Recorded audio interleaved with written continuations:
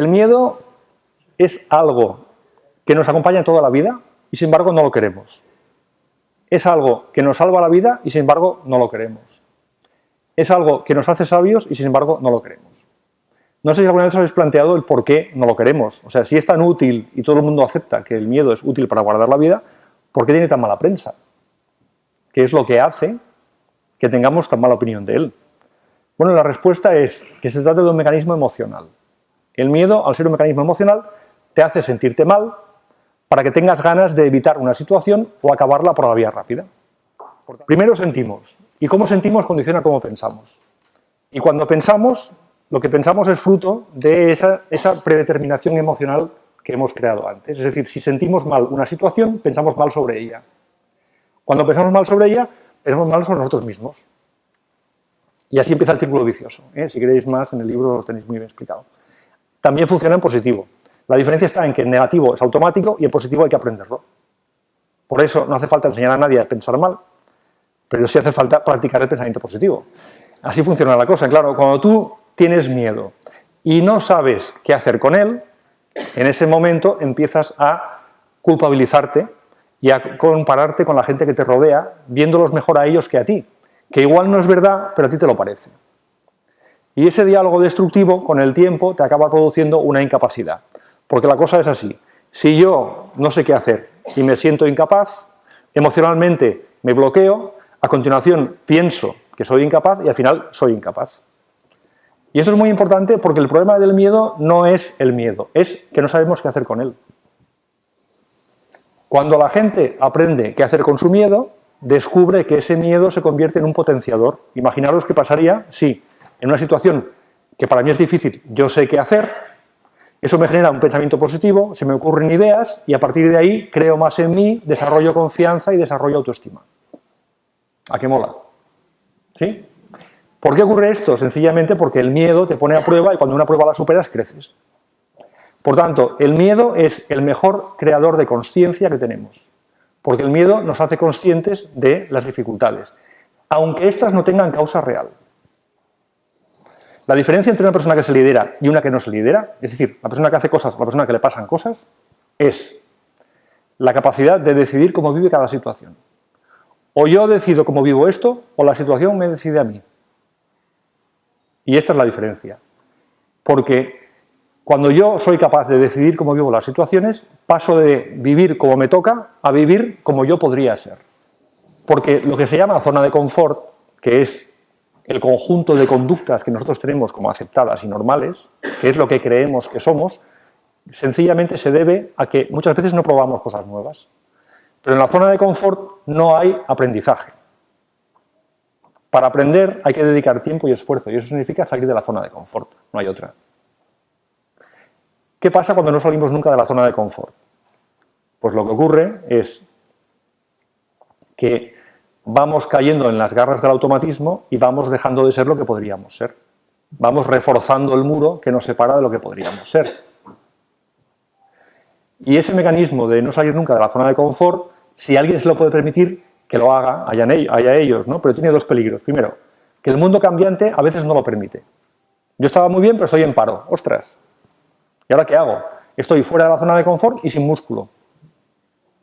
Segundo inconveniente. Hombre, si yo estoy siempre en la zona de confort, me aburro como una ostra, porque en la zona de confort es repetición. Todo aprendizaje está fuera de la zona de confort. Y si vosotros estáis siempre en la zona de confort, ese personaje que nos hemos creado para ir por la vida, que se llama ego, ese personaje se acaba comiendo a la persona. En un mundo que ha cambiado, los viejos trucos ya no sirven. Los trucos que hemos usado siempre se basaban en el control, en la seguridad externa, en controlar la situación, en controlar a los demás. Y de ahí viene el lado oscuro de la fuerza, el poder y los chantajes emocionales y todo eso. Hay un capítulo en el cual explico qué hacemos con el miedo a la antigua, lo que hemos hecho hasta ahora, buscando esa seguridad tras el control, etcétera, etcétera. Tiene un doble sentido. Primero, que os deis cuenta de las conductas en las que caemos cuando tenemos miedo y no lo gestionamos bien. Y segundo, es que si alguien lo que quiere es profundizar por ahí, da pistas. O sea, si queréis profundizar en el lado oscuro de la fuerza, también os dirá cómo. Bueno, para poder hacer este camino, el poder del ego es lo que hay que combatir. El ego es parte nuestra, pero no es nosotros. Cuando el ego toma las riendas, el capitán de la nave, que es nuestro yo superior, se va del puente de mando y el barco no puede decidir su rumbo. Para llevar una vida rutinaria suficiente, pero para poder buscar nuevas singladuras, no. Bien, ¿esto tiene arreglo? Tiene, pero hay que querer hacerlo. Entonces, cada uno que haga la reflexión de qué camino quiere hacer en la vida. No hace falta ser heroicos, luego hablaremos un poco de cómo lo haremos, ¿no? Pero lo que es importante es tener en cuenta una cosa. En las seguridades externas tienen dos problemas. Primer problema, siempre son insatisfactorias. El controlar a los demás y controlarte a ti mismo siempre es relativo, nunca es total. Siempre depende de cosas que no puedes controlar y siempre puedes perderlo. Con lo cual, viene el segundo problema. Es profundamente adictivo. La gente que quiere controlar no acaba nunca. El que quiere poder siempre quiere más poder. El que quiere control siempre quiere más control. Por lo tanto, es una carrera que te lleva a lo que llaman los americanos la carrera de la rata. Eres el hámster en la rueda. Cuando tú controlas, a corto plazo, te produce sensación de que, vale, esto es mío. Pero a medio plazo siempre acabas perdiendo. Como los casinos, un poco. Por el contrario, tenemos herramientas hoy en día para emprender caminos nuevos. El camino nuevo que necesitamos hoy es el de la seguridad interna. La seguridad de verdad no es la seguridad externa que depende del control, sino la seguridad interna que depende de lo que tú eres capaz de coordinar y hacer equipo y ensamblar entre tus emociones y tu pensamiento. Esa autogestión es la que te da seguridad interna, es la que te da la capacidad de sentir que tienes recursos para afrontar cualquier situación, por nueva que sea. La buena noticia es que esto se entrena. La mala noticia es que hay que aceptar para eso que tenemos que hacerlo. Sin miedo no hay valor. El miedo es lo que nos hace valientes. Aunque a menudo lo confundimos porque las conductas vistas superficialmente pueden parecer las mismas, lo cierto es que un inconsciente y un valiente pueden hacer la misma cosa, pero no es lo mismo. El inconsciente sencillamente no se ha enterado. Y el valiente ha visto que hay un riesgo y a continuación lo que ha hecho ha sido superarlo. Por tanto, ahí hay un crecimiento. Esto es tan importante que el miedo se ha convertido durante milenios en la vara de medir de lo que valía una persona. ¿Os alguna vez os habéis planteado por qué hablamos de valor? Igual que hablamos de valores de bolsa. Porque la persona que valía era la persona que era capaz de superar su miedo.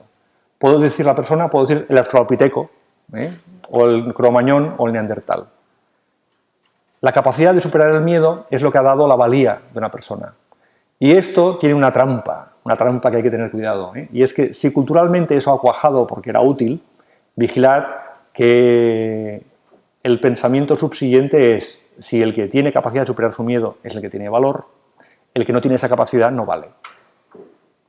Y esto ha sido un problema para mucha gente, porque entonces tienes el miedo y además la culpabilidad y la vergüenza. Y eso aún te aleja más de la buena gestión. No caigáis en esta trampa. Cuando os comparéis con los demás, ellos van a mostrar su lado bonito y vosotros vais a ser conscientes de vuestro lado feo. Por lo tanto, siempre vais a perder la comparación. Aparte, vuestro cerebro tiene lo que se llama sesgo negativo cerebral, en el que tiene más facilidad para ver lo malo que lo bueno. Por tanto, vigilad esas comparaciones. Pero es que además, en ese miedo concreto igual tú pierdes, pero en otro tú ganas. Es decir, todos tenemos la capacidad de superar el miedo. Evidentemente, no todos los miedos hace falta superarlos, ni todos los miedos tenemos por qué superarlos. Si yo hago lo que dice el miedo, vivo en función del miedo, tanto como si yo hago lo contrario a lo que me dice el miedo, que es la huida hacia adelante. Lo que importa no es que yo haga lo que dice el miedo, tanto porque le haga caso, porque vaya en contra de él. Lo que importa es que yo pueda decidir mi vida. Y esa es la diferencia. La persona que de verdad tiene valor es la persona que es capaz de decidir su vida a pesar del miedo. Sea que le pida seguir sus órdenes o sea que le pida luchar contra ellas. Los verdaderos héroes somos nosotros. A veces me pasa con alumnos, dices que ahora no hago esto porque no estoy bien. A ver, si has de esperar a hacer las cosas a estar bien, nunca haces nada.